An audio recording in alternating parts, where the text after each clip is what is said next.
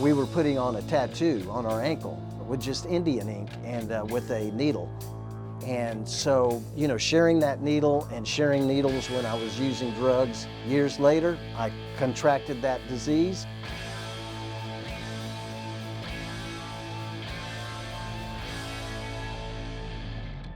Several years ago, I was diagnosed with hepatitis C, and which is liver disease.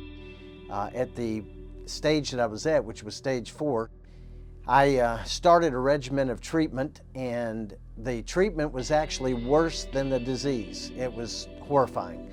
I mean, it's just, I felt like I had the flu 24/7. It's a lot of anxiety, a lot of depression, suicidal thoughts. My neighbor also had hepatitis C, liver disease, and unfortunately, he didn't survive it. He passed on. Put my first show on in 1977. I had a show with Bon Jovi here in Chattanooga, had one with Leonard Skinner and Hank Williams Jr. There's a handful of, major promoters in the United States. I started doing events all over the world. I was doing a lot of drugs, I was a drug addict, and I was using drugs intravenously and, shooting up heroin and cocaine, and sometimes the two combined, speedballs, and so I was doing a lot of that.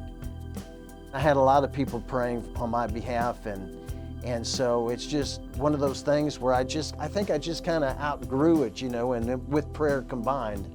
Also, I was arrested, and when I was in jail, I was sharing a needle with several other guys where we were putting on a tattoo on our ankle, and with just Indian ink and with a needle.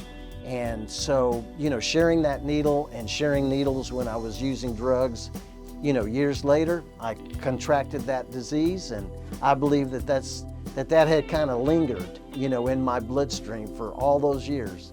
I told my wife, I said, I just had all I can take of this. I can't take any more of this treatment.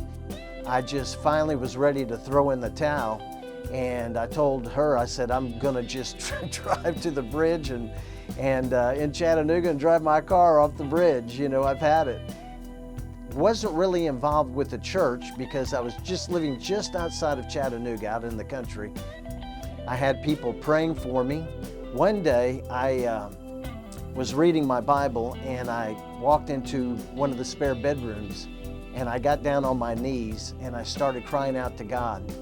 And when I started to pray, all of a sudden the Holy Spirit began to take over, and I began to pray in my heavenly prayer language.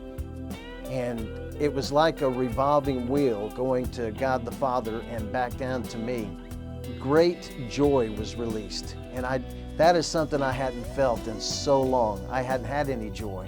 I hadn't had any peace. And then He released heavenly laughter. I couldn't even remember the last time I laughed over anything. I usually spent most of my time crying. This went on for about 15, 20 minutes.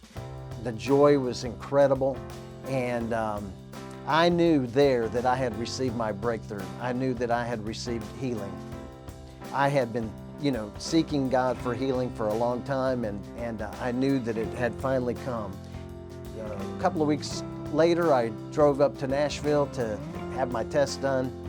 When I went in to see the nurse practitioner, she did all the tests, and when she came back into the office, she said, I've got some good news for you. There is absolutely no disease in your blood whatsoever. Everything is clear. She said, I would like for you to continue your treatment for, at least 2 or 3 more months, if you would. And I said, listen, and she was a Christian, so I said, I know that God has healed me. I know that I have received my breakthrough for healing. I'm done. I'm done with the treatment. That's it. All the way back from Nashville back to the Chattanooga area, I could feel God's presence, and I knew He was with me, and I knew that He had provided me a miracle.